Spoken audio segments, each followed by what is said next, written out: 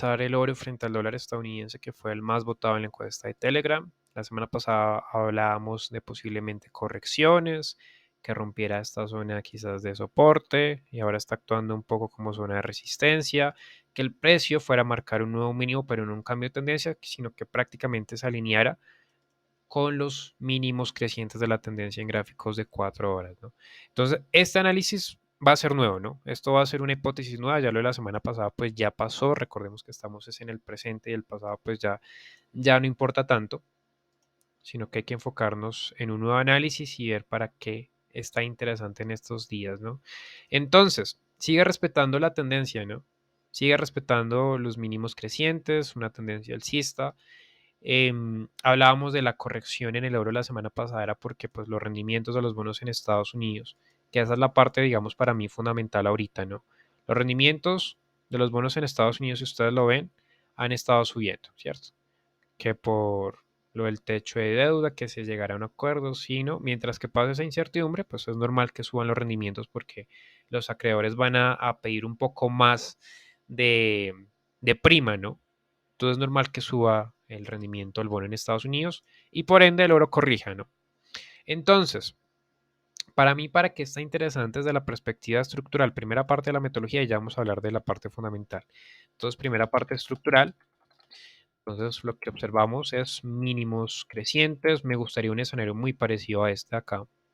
Ustedes ven acá un doble piso, ¿cierto? Un doble piso. Me gustaría un escenario muy parecido a ese, que respetara toda esa zona de soporte un poco más amplia de noviembre, pero debemos buscar argumentos fundamentales, ¿no? Entonces, desde la perspectiva estructural, ya encontramos un argumento para compras, voy a borrar todo esto. Y también lo que estoy observando ya aquí rápidamente en gráficos de 4 horas es que esto está formando una especie como de canal bajista, ¿no? Como un canal correctivo. Entonces, aquí ya encuentro otro argumento interesante, ¿no? Me gustaría que el precio siguiera respetando estos mínimos, digamos, crecientes, mínimos cada vez menores, que han actuado muy bien como zona de soporte, y que todavía el precio siguiera respetando esta zona de acá, esta zona todavía de soporte de acá, que actúa ahorita de resistencia. Entonces, que el precio corrigiera, ¿cierto? Aquí ya vamos por la parte de la imaginación, todo eso, de la creatividad, en el análisis estructural, para buscar la zona estratégica, ¿no? Entonces, ya desde la perspectiva fundamental, ya encontramos argumentos para compras, ¿no? Entonces, primera parte de la metodología estructural, igual a compras, parte fundamental, que es, digamos, como lo interesante, fundamental, para mí favorece a compras. Ya voy a argumentar por qué. Entonces, ustedes van a ver noticias que sí se va a aprobar, que no, que sí, que no, que sí. Ya nos estamos acercando a, digamos, a la fecha límite. Entonces, para mí lo más probable es que se aumente, digo, que es lo más probable porque todo puede pasar, ¿no? Todo puede pasar acá en los mercados. El que te diga que va a pasar mañana o va a subir la bolsa, no, cualquier cosa puede pasar en la bolsa mañana, nadie sabe qué va a pasar, la verdad, esto es mucha incertidumbre, pero vemos que posiblemente, probablemente, por eso utilizo esas palabras, porque no podemos asegurar lo que vaya a ser. Entonces, vemos que el rendimiento del bono en Estados Unidos ha estado subiendo, ¿no? Ya vamos a pasar ese activo. ¿Y qué ha hecho el oro? Pues bajar, ¿no? Es normal. Entonces vemos el IUS 10Y, que yo siempre lo recomiendo ver si están operando el oro, y efectivamente, ¿no? Efectivamente ha estado subiendo el rendimiento del bono en Estados Unidos a 10 años, está en 3.721. Entonces, ¿qué me gustaría? Esta parte. Techo de deuda se aumenta y corrige los rendimientos de los bonos en Estados Unidos. No espero, digamos, un movimiento muy fuerte para que baje el rendimiento. No, no, no. Para que bajen fuertemente tendría que pasar los siguientes escenarios, que todavía los vemos probables. Primero, una recesión muy berraca, ¿cierto? Segundo, bancos en quiebra, que fue lo que observamos de pronto en unos meses anteriores, en unas semanas anteriores, y que por eso los rendimientos de los bonos en Estados Unidos se desplomaron y el oro subió, y subía y subía. Entonces, si vemos que un banco quiebra de pronto mañana y eso, hay que aprender a actuar, ¿no? Hay que entender por qué voy a actuar de la siguiente forma, ¿no? Entonces, si un banco quiebra, bajan los rendimientos y el oro sube. ¿Sí? Así es fácil, ¿no? No nos compliquemos tanto, pero la idea también es entender, ¿no? Entonces, una recesión, bancos que quiebren, porque generaría como una presión en la Fed para bajar tipos por una posible crisis financiera, lo cual pasó en el pasado.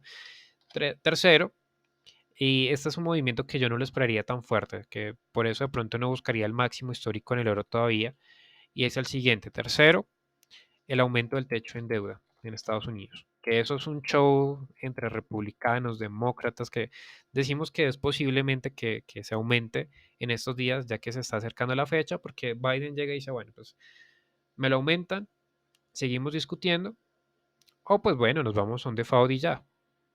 ¿Quién queda mal? Pues los republicanos, ¿no? Ante los medios, que no, que los republicanos no nos aprobaron el presupuesto, entonces no podemos pagar esto, no podemos pagar a los tenedores de bonos, no podemos pagar a los funcionarios. Culpa de los republicanos.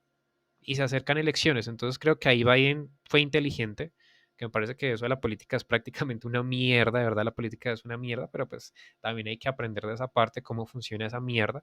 Entonces, vemos que la probabilidad es fuerte para que aumente el techo de deuda en Estados Unidos. Mientras tanto, la incertidumbre es que pues, esa incertidumbre genera que el rendimiento del bono en Estados Unidos suba, porque pues si no te van a pagar, tienes que pedir más, digamos, más rendimiento, ¿no? Por el riesgo. Entonces, de no aprobarse, eso sería una mierda para los mercados, una remierda, ¿no? Entonces, vemos posible que se corrija, pero en los mercados recordemos que todo puede pasar y me puedo equivocar, ¿no? Por eso lo importante es la cuarta parte de minimizar pérdidas y maximizar ganancias. Entonces, lo que esperamos es que se apruebe ese techo de deuda en Estados Unidos y el rendimiento corrija algo, ¿no? Corrija quizás hasta la zona de los 3.5 nada más por ahí.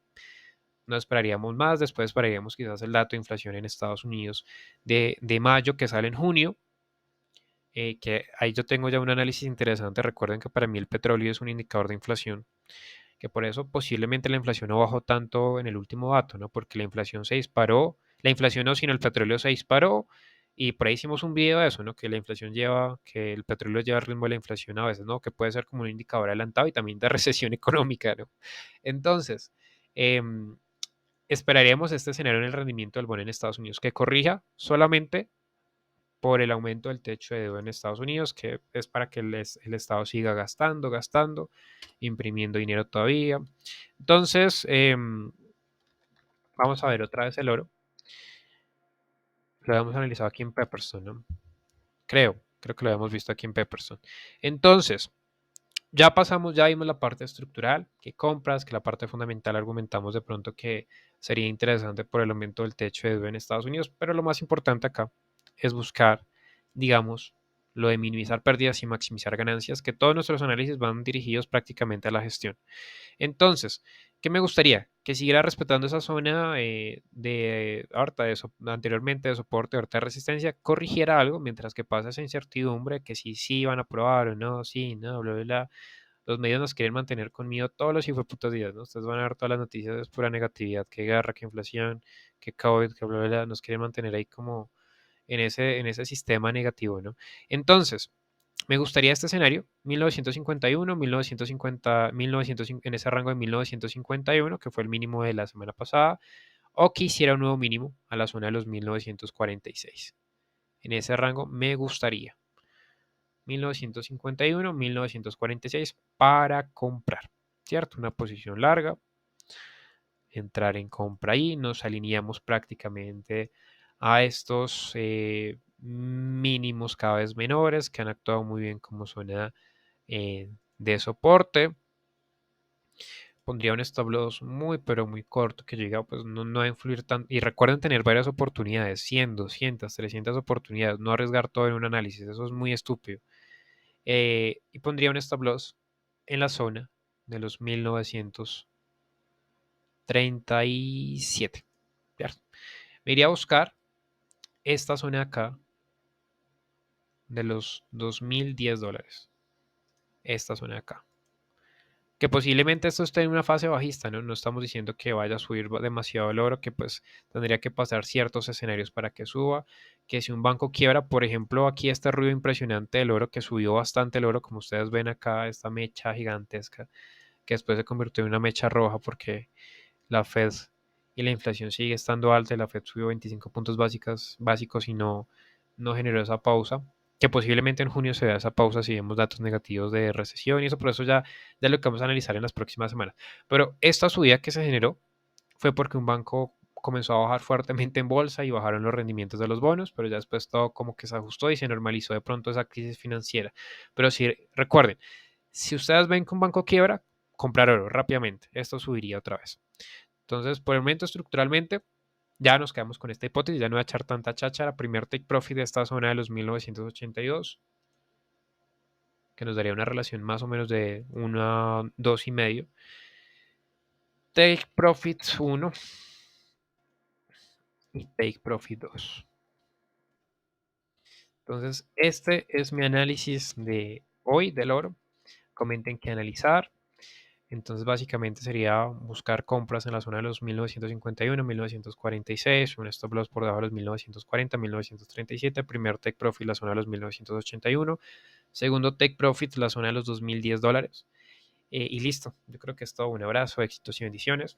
Los que me han estado preguntando por opciones binarias, y yo creo que esto es fatal lo que está pasando en los mercados, no están ludopatizando mucho a las personas que operen en periodos cortos. No digo que esté mal operar en periodos cortos, pero las personas que son nuevas, pues es un mercado muy difícil, ¿no? O sea, les pintan que es fácil analizar, que el indicador que solamente es RSI, que el Smart Money, que Fibonacci, que estocástico. No es tan fácil como lo pintan, la verdad. No es tan fácil. No es tan fácil como lo pintan en redes sociales, que uno ve y uno queda asombrado y uno dice, uff, eso es fácil, metámonos y arriesguemos todo el dinero. No, no, no. Esto hay que aprender más que todo a gestionar.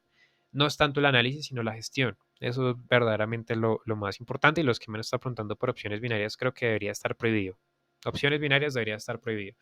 Que si sube o baja algo en un minuto, Dios mío, eso es de locos, ¿no? Es como mantener a una persona en un casino jugando tragamonedas.